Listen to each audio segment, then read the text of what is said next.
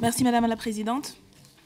Alors, au nom du groupe de la France Insoumise, nous demandons effectivement la suppression de cet article. Non pas parce que nous ne prendrions pas la mesure des dangers et des risques, mais justement parce que nous pensons qu'il faut mener une politique rationnelle, réfléchie, face à ces dangers.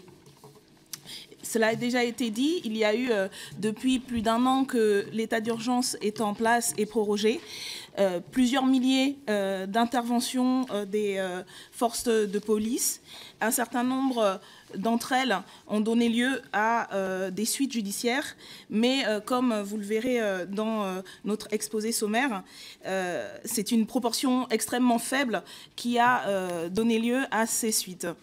Surtout, nous voulons insister sur le fait que ce à quoi nous avons assisté beaucoup, c'est un certain nombre de remises en cause de libertés démocratiques, de liberté de rassemblement, de liberté de manifestation, qui ont été, dès le début et dès la mise en place de l'état d'urgence, atteintes par ces procédures. Nous pensons aussi que, donc, du fait de son inefficacité, l'état d'urgence ne permet pas de répondre à la menace terroriste, qu'il existe déjà depuis plusieurs années et régulièrement depuis au moins 2001, des lois de sécurité sont votées et sont mises en place sans qu'on ait, y compris, eu le temps de faire des bilans de ces procédures. Donc nous disposons déjà d'un arsenal de sécurité extrêmement important et au-delà de l'état d'urgence, nous n'avons pas de réponse discontinue puisque nous avons des forces de police, des forces de sécurité qui font un travail extrêmement important et auquel nous sommes redevables du fait que, heureusement, il n'y ait pas beaucoup plus d'attaques que cela.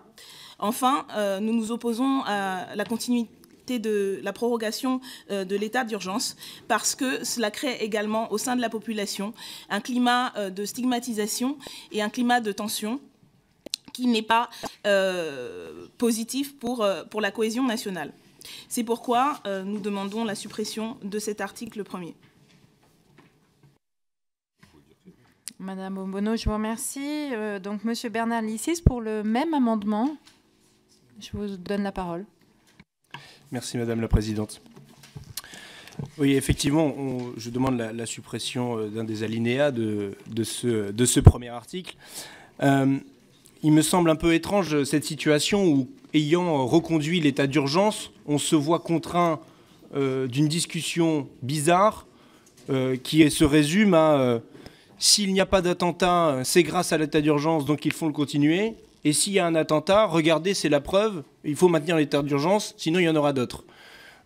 Ça revient à la discussion et à ce que je vous ai raconté tout à l'heure sur, finalement, est-on capable d'arrêter des attentats sans l'état d'urgence et combien d'attentats, finalement, ont été arrêtés par l'état d'urgence et n'auraient pas pu l'être par des moyens normaux et de l'état de droit. Parce qu'on parle de lutter contre les actes antiterroristes, ce n'est pas une histoire d'article de loi. On parlait de Charlie Hebdo tout à l'heure. Je ne vois pas en quoi l'état d'urgence aurait pu, de plus, arrêter l'attentat de Charlie Hebdo. Ce qui a manqué, c'est qu'il y a eu ce qu'on appelle, encore une fois et toujours, les signaux faibles, des témoignages du voisinage qui ne se sont pas retrouvés aux mains des services de police et des services spécialisés, faute de moyens et faute de capacité à capter ces signaux. Et rien dans l'état d'urgence, ni dans la loi qu'on devra examiner, ne pose ces questions-là. En plus, c'est quand même un peu dire Charlie Hebdo. Je vous rappelle que Charlie Hebdo, c'est pas Daesh qui a perpétré ces attentats. Donc soyons un peu sérieux quand on parle de ces sujets-là et ne mélangeons pas tout. Je pense que ça demande qu'on prenne un peu de la hauteur et du recul et de ne pas se jeter des phrases à la figure, surtout quand il s'agit de la mort de plusieurs de nos compatriotes. Parce que je pense que c'est être irresponsable que ne pas se poser ces questions-là, que de se mettre un voile pudique en disant on va continuer l'état d'urgence, comme ça on sera correctement protégé. C'est un peu plus compliqué que ça, malheureusement. La question, elle est la suivante. C'est de dire que l'état d'urgence permanent, je vais vous lire un petit quelque chose, c'est abandonner nos libertés, c'est apporter à nos adversaires une confirmation que nous devons leur refuser. De tout temps, les adversaires de la démocratie ont prétendu qu'elle était faible et que si elle voulait combattre, il lui faudrait bien abandonner ses grands principes. C'est exactement le contraire qui est vrai. Le code pénal tel qu'il est, les pouvoirs des magistrats tels qu'ils sont, peuvent, si le système est bien ordonné, bien organisé, nous permettre d'anéantir nos adversaires. Donner en revanche à l'administration des pouvoirs illimités sur la vie des personnes, sans aucune discrimination, n'a aucun sens, ni en termes de principe, ni en termes d'efficacité. Voilà le meilleur argumentaire que je pouvais avoir pour demander la suppression de ce premier article, et je vous laisserai chercher de qui sont ces mots. Oui, juste une rapide prise de parole. Moi, je ne voterai pas cet amendement, contrairement au groupe Nouvelle Gauche. Et je me demande d'ailleurs si M. Ciotti, la prochaine fois, nous proposera un amendement, par exemple, pour retirer le permis de conduire des fichiers S, puisque, comme vous le savez, il y a eu des attentats qui ont été perpétrés grâce à un permis de conduire. Et question subsidiaire, va-t-il nous proposer un amendement pour interdire l'achat de caisses à outils par les fichiers S, puisque le marteau est aussi devenu une arme attentatoire?